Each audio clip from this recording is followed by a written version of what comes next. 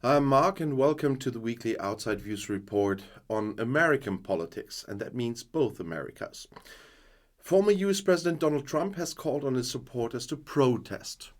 Protest, take back our country, he wrote on his social network Truth Social on Saturday.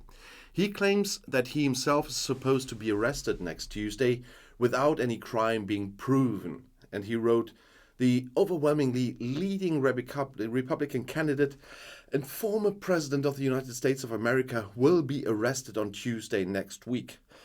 If only.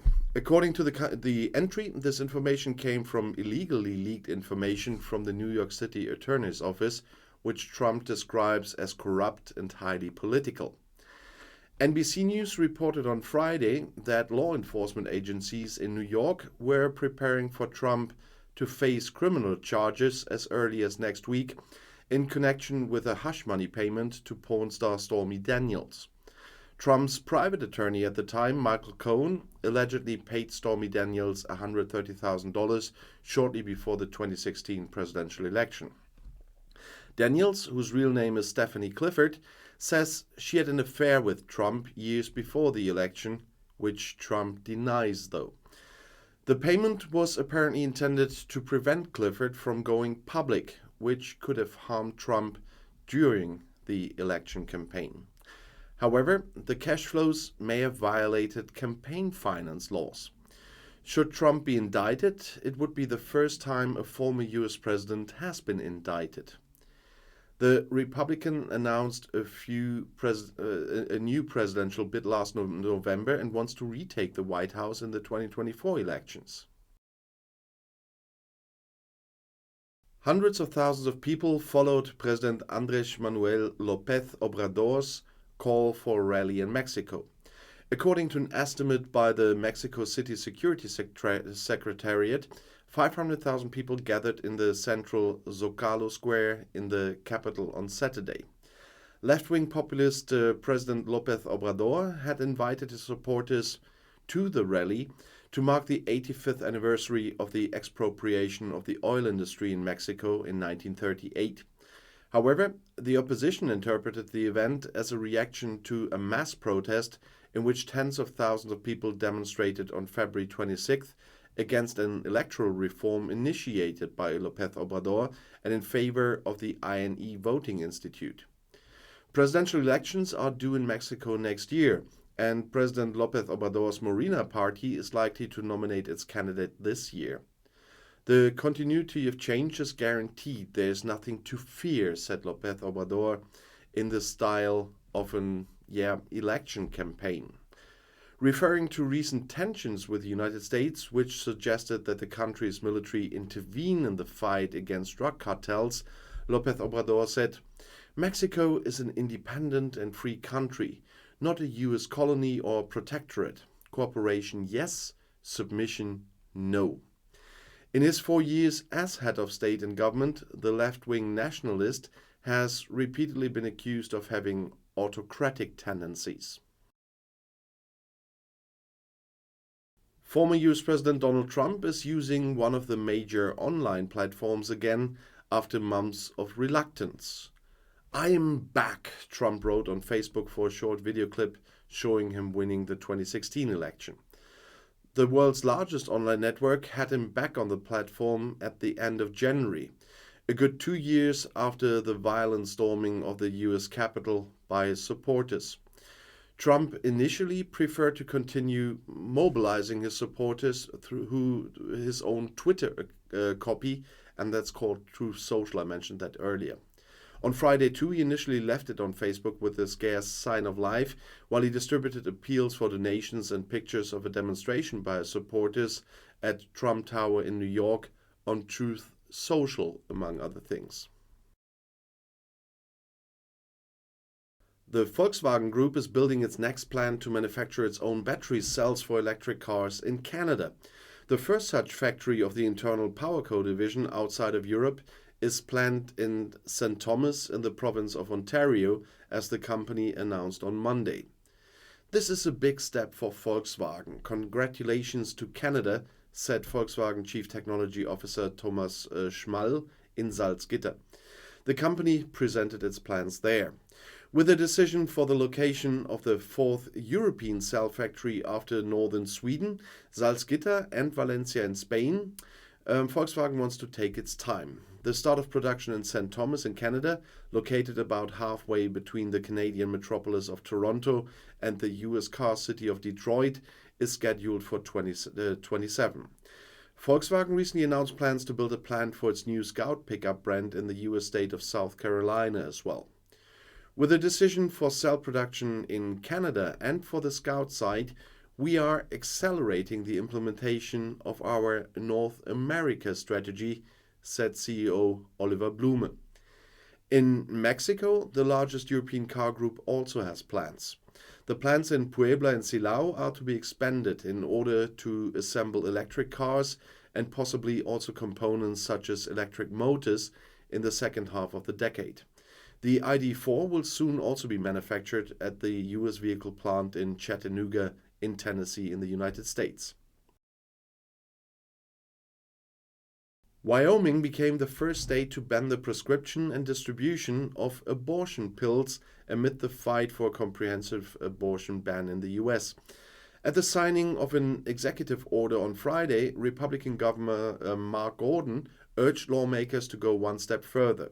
He wants to include a total abortion ban in the state constitution and then put it to voters for a vote.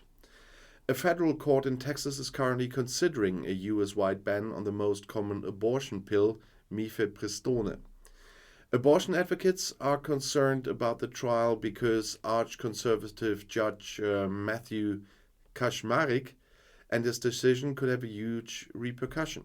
Mifepristone is used in more than 1 in 2 abortions in the United States, and federal Judge Kaczmarek, appointed by ex-President Donald Trump, could now overturn their approval. The government of US President Joe Biden had already warned against such a decision at the beginning of March. This move would be devastating for women, said White House spokeswoman Karine Jean-Pierre.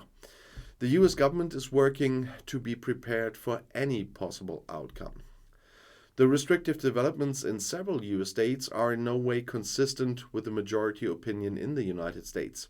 In a nationwide poll last summer, almost 2/3 of Americans supported allowing women to have legal and therefore safe abortions. Germany and Brazil want to deepen their economic relations. German Federal Economics Minister Robert Habeck from the Greens opened the German-Brazilian Business Days in Belo Horizonte on Monday. In the afternoon, he flew to Brasilia, where political talks were scheduled together with Agriculture Minister Cem Özdemir, also from the Greens, as part of a multi-day trip. During a company visit in Belo Horizonte on Sunday, Habeck praised the plans of the new Brazilian government of President Luiz Inácio Lula da Silva to protect the Amazon rainforest. The Greens politician said Lula's Brazilian government has set a target of ending deforestation by 2030, and Habeck spoke of a hopeful sign. In any case, I can get tears in my eyes that a government is turning things around like that, he said. Former Brazilian President Jair Bolsonaro had advocated the exploitation of the Amazon region. The left-wing politician Lula, who was sworn in as president of Brazil for the 3rd time on January 1st, was not exactly considered an environmentalist in his previous terms from 2003 to 10, but has now promised to prioritize environmental and climate protection. Lula's assumption of office should also give new impetus to EU negotiations on a free trade agreement with the South American Confederation of States, Mercosur. In this context, Habeck emphasized the importance of protecting the rainforest. In Haiti, the government is planning to use the military to fight rampant gang crime. Haitian Prime Minister Ariel Henry announced in a speech at the headquarters of the Caribbean State Armed Forces that he wanted to mobilize all of the country's security forces to fight the powerful gangs. Are we ready to work hand in hand with the police in the fight against insecurity? Henry asked. Jean Robesson Servilius from the Defense Ministry's press office confirmed to the AP news agency that work was underway to activate the military. The armed forces currently have around 2,000 soldiers and more are being recruited. Training is held by experts in Argentina, Mexico, and Colombia. It is still unclear when the military could be deployed, how many soldiers could be used, or how their role would be defined. 10 heads of state and government from Latin America and the Caribbean want to discuss measures to combat inflation at a virtual summit. At the video conference meeting on April 5th, joint steps to lower prices will be agreed, as Mexican President Andrés Manuel Lopez Obrador said on Thursday. On Mexico's initiative, only the left-wing presidents of Brazil, Argentina, Chile, Colombia, Bolivia, Cuba, and Honduras, and the prime ministers of Central American Belize and the Caribbean state of St. Vincent and the Grenadines are invited to the summit. Better availability of food and goods by removing trade barriers and tariffs in the region could curb inflation, as Lopez Obrador said at his daily press conference. The intention is to have enough supply and thereby fight the problem of price increase. Argentina, South America's second largest economy, has one of the highest annual inflation rates in the world at 102.5%. Inflationary pressures are lower in Brazil and Mexico, the largest economies in Latin America. In Mexico, the inflation rate in February was 7.6% compared to the same month last year. In Brazil, it was 5.6%. And this concludes this week's report on American politics, but you find my next report right here in the end screen. I'll see you there. I'll be back.